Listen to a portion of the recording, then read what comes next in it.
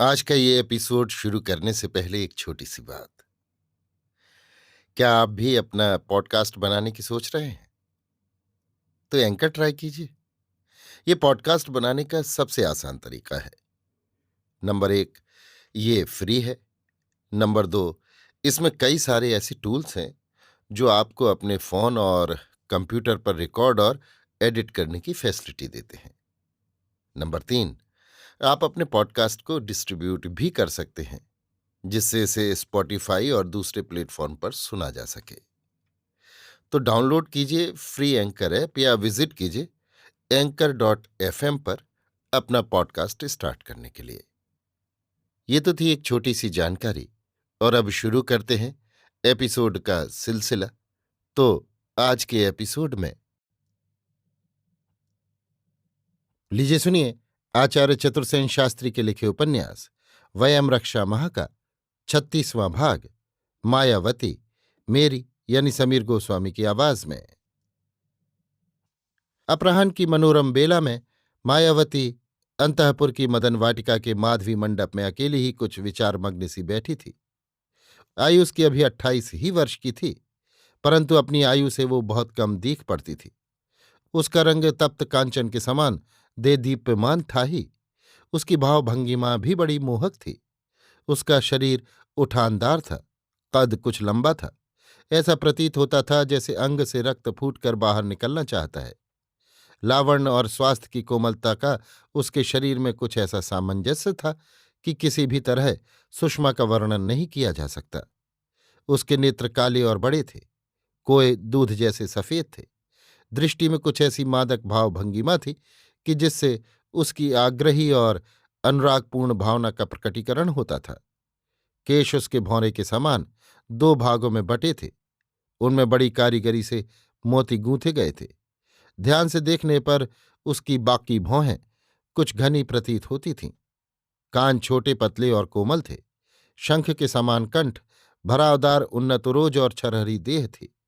उसकी देह की सुडौलता देखते ही बनती थी। वो ग्रीष्मकालीन बहुत ही महीन कौशे शरीर पर धारण किए हुए थी, जिससे छन छन कर उसके शरीर की लावण्य छटा दुगनी चौगनी दीख पड़ रही थी। उसके छोटे छोटे सुंदर पैरों में पड़े सुनहरी उपानहों के लाल माणिक नेत्रों में चकाचौंध उत्पन्न कर रहे थे। शंबर एक प्रतापी पुरुष अवश्य था, पर उसकी अवस्था 50 वर्ष से अधिक थी। वो राज्य की आवश्यकता और युद्धों से घिरा रहता था। यद्यपि वो प्रेमी, भावुक और स्वच्छ हृदय का पुरुष था, परंतु सच्चे अर्थों में मायावती की मांग का वो पूरक न था। वो एक अच्छा पति था, पर मायावती की उद्दाम वासना पति के स्थान पर प्रेमी चाहती थी। इतने बड़े राज्य का अधिपति 50 वर्ष की ढलती आयु में प्रेमी नहीं हो सकता था। मायावती को कोई संतान भी नहीं हुई थी। इससे भी उसकी वो पिपासा भड़की हुई थी। फिर भी मायावती के चरित्र में कोई दोष न था। उसकी मानसिक भूख मन ही में थी। अपनी मर्यादा, चरित्र तथा दायित्व का उसे पूरा ज्ञान था। रावण की अवस्था भी लगभग मायावती के बराबर ही थी। कहना चाहिए एकाध वर्ष कम ही थी। रावण निर्द्वंद्व, हंसमुख, विनोदी, वीर और साहसी था। उल्लास और आकांक्षाओं से उसके रक्त की प्रत्येक बूंद भरपूर थी। माया को देखते ही रावण के नेत्रों में मद छा गया। माया उसकी साली, पत्नी की बड़ी बहन थी। अतः माया से वो न केवल खुलकर हास्य विनोद ही करता, व्यंग्य विनोद भी करने लगा। रावण के स्वभाव, विनय, स्वास्थ्य, सौंदर्य और पौरुष, इन सब पर मायावती विमोहित हो गई। एक अज्ञात आकर्षण रावण के प्रति उसके मन में उत्पन्न हो गया। वो रावण को चाहने भी लगी और प्यार भी करने लगी। माधवी मंडप में अकेली वो असुर साम्राज्ञी रावण ही के विचार में कुछ अनमनी सी बैठी थी। उसका मन परस्पर विरोधी भावों से आंदोलित हो रहा था। उसके आग्रही स्वभाव और दुर्दमनीय इंद्रिय लालसा का नारी धर्म नीति से द्वंद्व चल रहा था। उसका प्रेमी रमणी हृदय परस्पर विरोधी आवेगों से अधीर हो रहा था। एक बार रावण से उसकी कुछ एकांत वार्ता हुई थी। असुरराज शंबर ने उसका आत्मीय की भांति अपने घर में स्वागत किया था और सम्राज्ञी से अपने बहनोई का सब भांति सत्कार कर उसे संतुष्ट रखने का बारंबार अनुरोध किया था। उस समय असुरराज पर देवों और आर्यों का एक अभियान होने वाला था। उसके लिए समूची असुरपुरी वैजयंती में भारी तैयारियां हो रही थीं। दूर दूर के असुर भट्ट सन्नद्ध होकर रणरंग मचाने वैजयंती में आ रहे थे। असुर सम्राट इस बार शत्रु से कठिन मोर्चा लेने की भीषण तैयारियों में लगे थे। उनका प्रबल शत्रु देवमित्र पांचाल नरेश दिवोदास था। ये एक निर्णायक युद्ध का सूत्रपात था। इसी से असुरराज इस युद्ध की ओर से बेखबर नहीं था।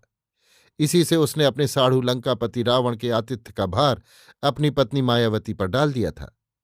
शंबर मायावती को अत्यंत प्रेम करता था। उन दिनों असुर दैत्यों और दानवों की अपेक्षा संस्कृति में आर्यों से अधिक साम्य रखते थे। वे अपने को आर्यों ही की शाखा मानते थे। इसी से विवाह मर्यादा उनमें आर्यों ही के समान थी। मायावती भी आर्य ललना की भांति स्त्री नीति तथा स्त्री धर्म को समझती थी।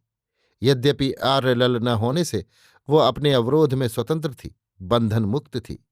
उन दिनों असुर महिलाएं आर्य पत्नियों से अधिक स्वाधीनता तथा समानता का उपभोग करती थीं।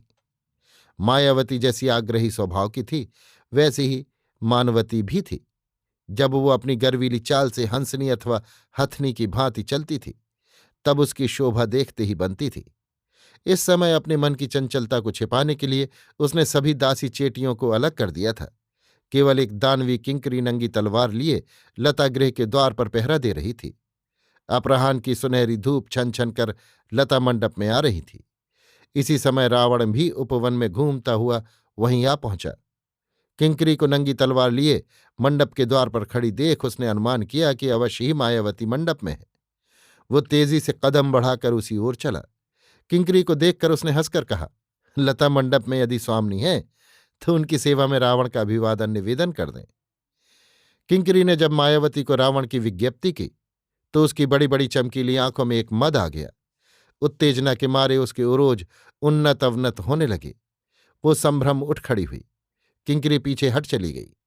इसी समय रावण ने हंसते हंसते मंडप में प्रवेश करते हुए कहा, देवी प्रसन्न हो। इस मंगलमयी सांध्य वेला में वंश्री की शोभा को आपने अपनी उपस्थिति से कैसा सजीव कर दिया है।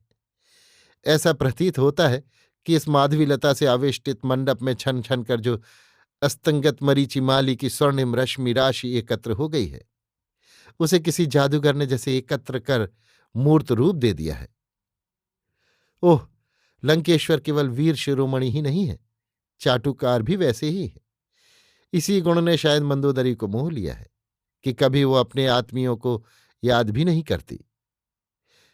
परंतु आपकी आनंद और श्रद्धा की मूर्ति तो उसी ने मेरे हृदय में अंकुरित की है।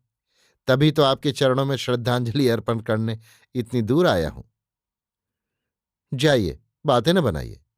श्रद्धांजलि उन्हीं के चरणों में अर्पित कीजिए जो नूपुर ध्वनि से लंका के मणि महालय को मुखरित करते हैं।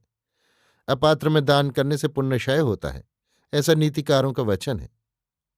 आपका वचन प्रमाण है, किंतु अभयदान मिले तो कुछ निवेदन करूं। मायावती हंस दी। उसने हाथ उठाकर अभिनय से करते हुए कहा, अभय लंकापति, आपको अभय। तो मुझे कहने दीजिए कि रावण लंकाधिपति नहीं, आपका दास है। उसे इन चरणों में श्रद्धांजलि अर्पित करने दीजिए। हठात रावण मायावती के सम्मुख घुटनों के बल बैठ गया। मायावती ने भयभीत होकर इधर उधर देखा। उसका मुंह लज्जा से लाल हो गया।